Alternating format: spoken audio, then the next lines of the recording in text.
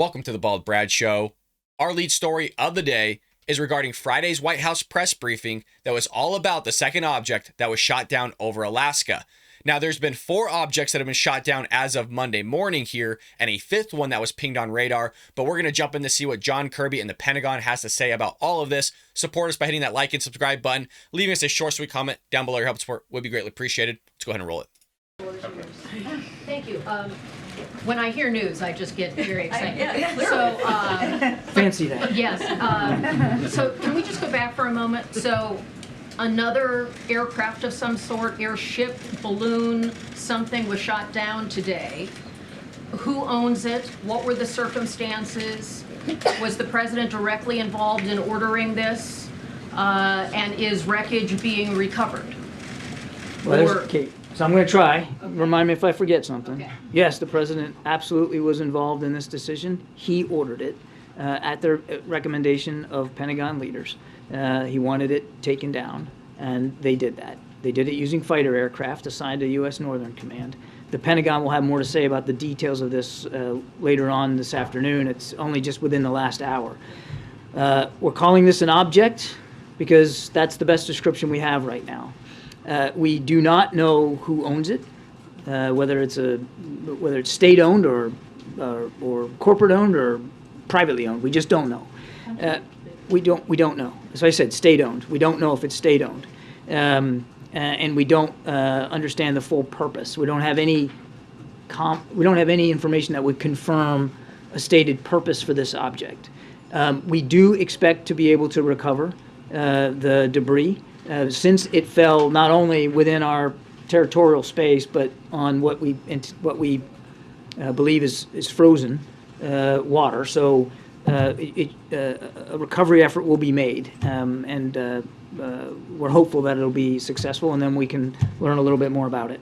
Was its appearance like the Chinese aircraft? No, it was much smaller than the spy balloon that we took down last Saturday.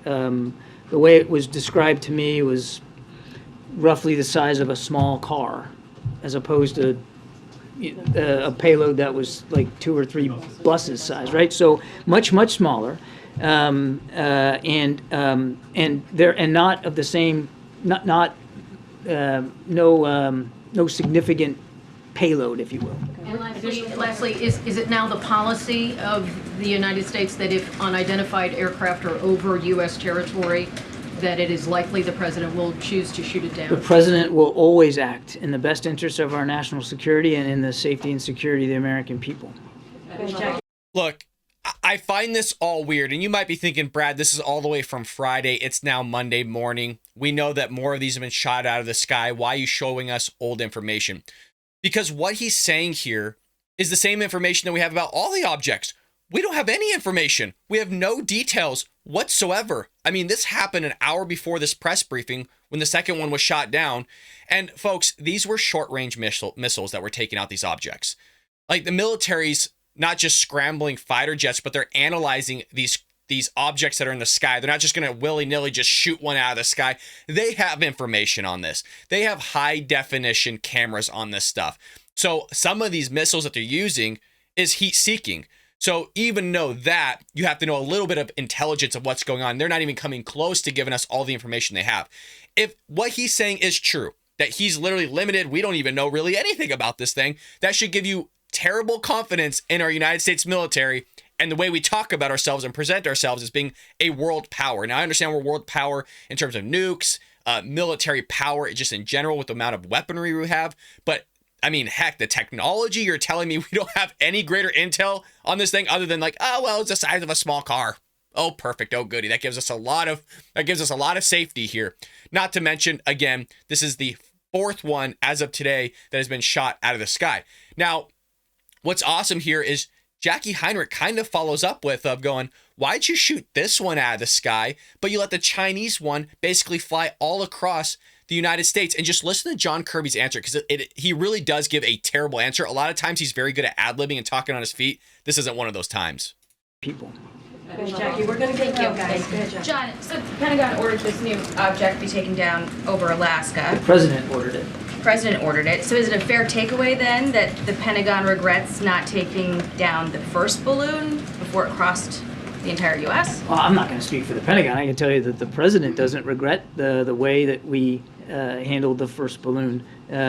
Of course he doesn't, John. Of course he doesn't. He's in bed with the Chinese. He wants to make sure they get all the intelligence possible. See where our silos are at. See where all our bases are at. I mean, gather any other sort of communication they could possibly gather. I mean, God, it's amazing. Oh, well, the president doesn't regret it whatsoever. Of course, this guy, meaning the president, Joe Biden, that's delusional, hasn't taken responsibility for anything. And if he has, he's going to neglect the responsibility if there was a negative component to it. If you want to give an analogy to all this, it would be gas prices. It would be the economy. It's all blamed on Putin. But when things start going well, meaning when gas prices start dropping, all of a sudden he wants to take credit for it. It's the same thing with inflation. It wasn't his fault that inflation increased, but hey, it's going down. He's going to take full credit of it. This is what he does. He can't take responsibility for a damn thing here.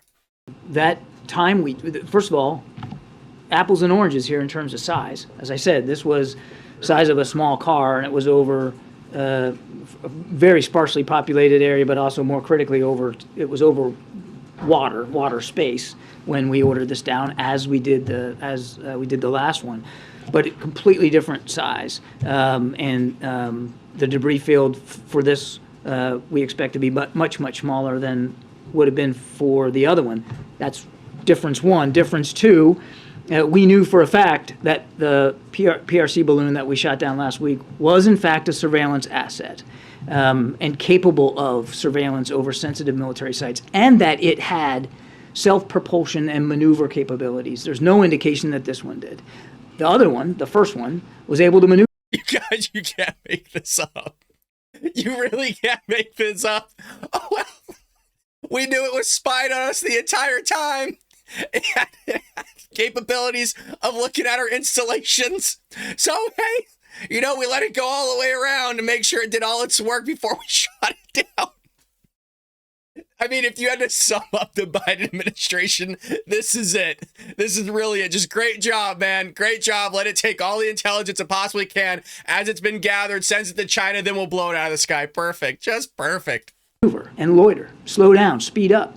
It was very purposeful, that flight path inside the jet stream.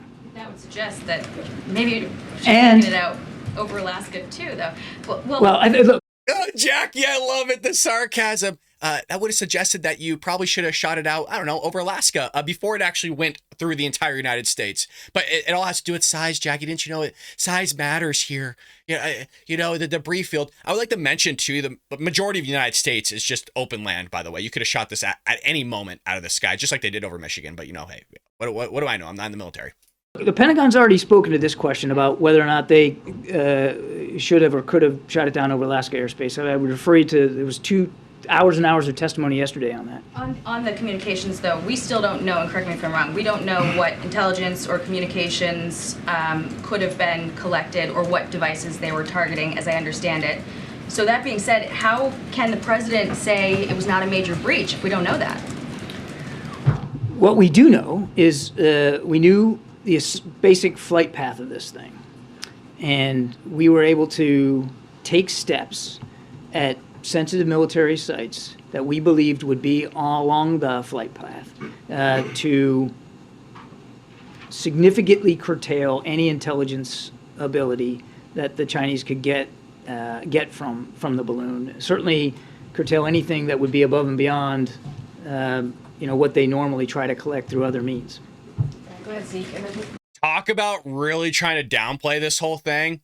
And everybody's spooked right now. There's a lot of Americans that are spooked going, why is it all of a sudden we're shooting all these objects out of the sky? Like, what's going on here? Is just all of a sudden we're having balloons left and right everywhere, but yet you don't want to call them balloons. You just want to call them objects, even though you know what they are, or at least have a rough idea with this type of intelligence. The reason why we also know this, I mean, going back even in the early 2000s, we had high definition cameras on our aircraft that can capture objects out of the sky and be able to identify them. And by the way, you would identify what the object is usually before you actually shoot it down. So they know what it is. They're just withholding information from us, which is so typical of our government, but we're supposed to trust them.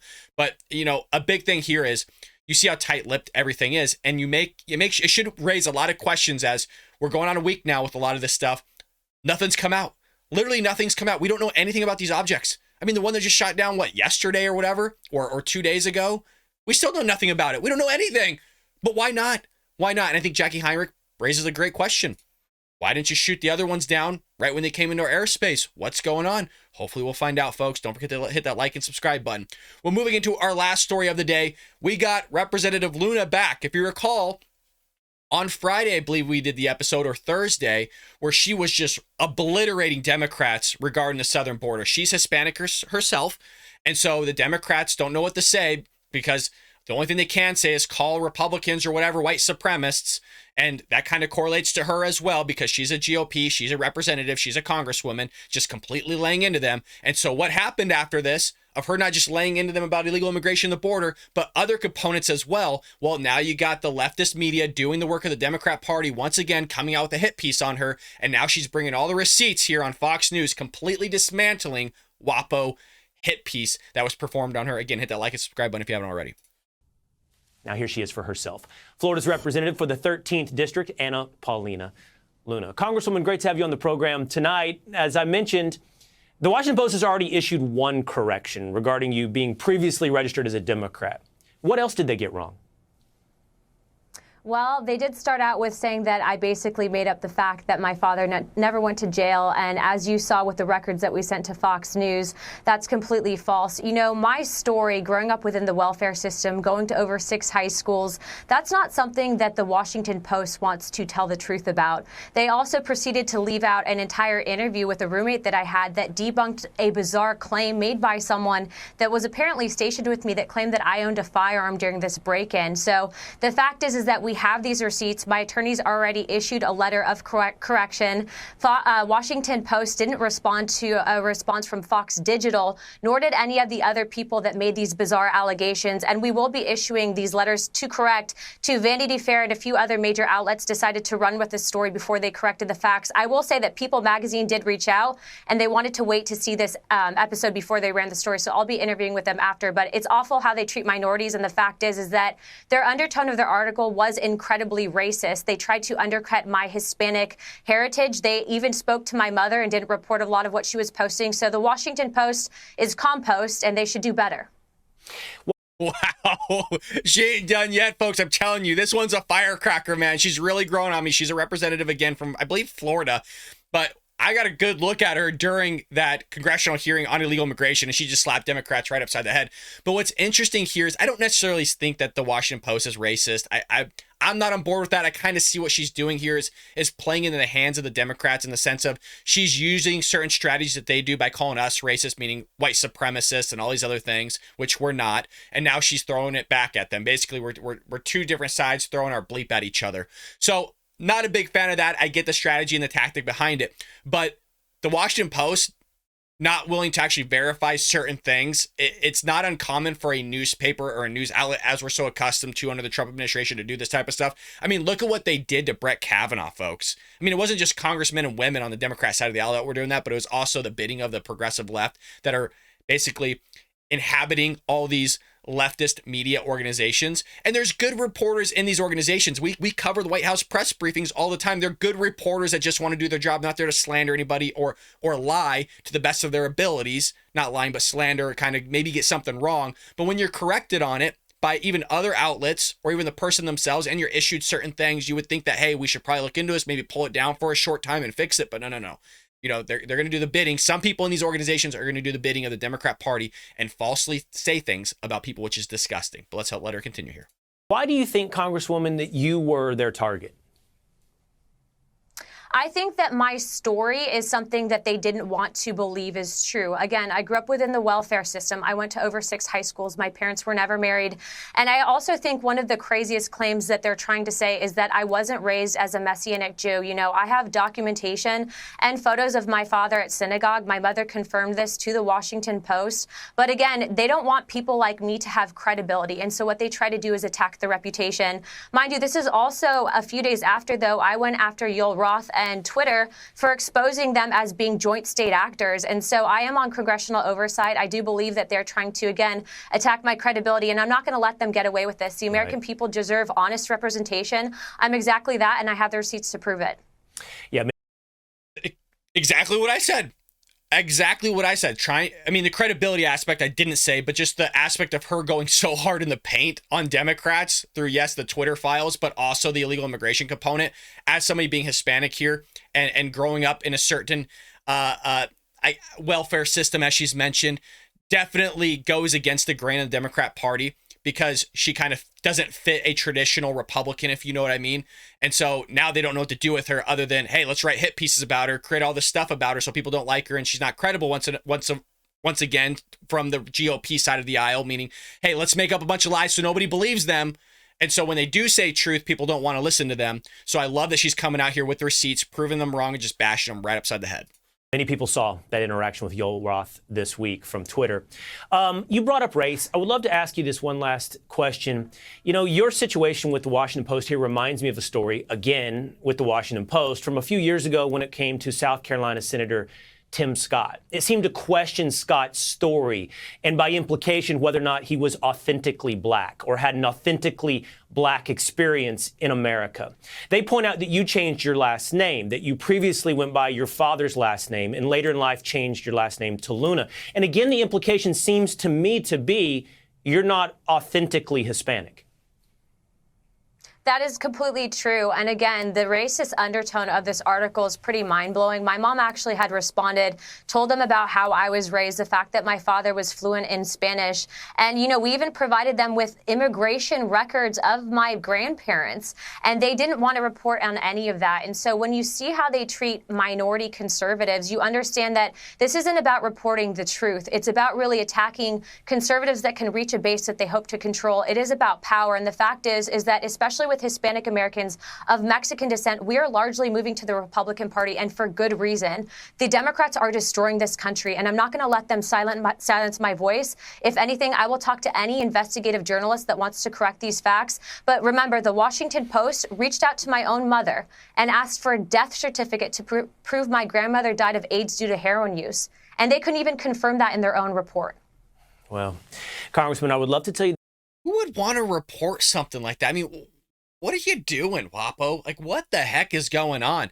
Hey, you know what? She said the same things I did. She just said it way more elegant. I mean, again, I'm just a guy in a closet here doing a show that I love to do. And thank God we got people here that are interested in it because you guys are freaking awesome. You're true American patriots. But hell, I mean, folks, she's just become on my radar. She might be my new number top 5 here. I don't know which one yet. Because look, Trey Gowdy of South Carolina was my number 1. Jason Chaffetz of Utah was my number 2. And they're not in Congress anymore. So now we got Jim Jordan and maybe Representative Luna here. I'm trying to compile a list of people that are actually trustworthy here. You know, you got to wait and give it some time to find some good people in Congress that actually want to make a change. But she's absolutely right here, and I'm glad she had the receipts. And I want to make her story aware, just in the same way we give Peter Doocy the spotlight, Philip Wegman of Real Color Politics the spotlight, Jackie Heinrich of Fox News the spotlight. There's certain people I think deserve it and deserve to get a message out there that ask good questions and are doing good work for the American people, for patriots such as you and I. So as always, folks, leave us a comment down below.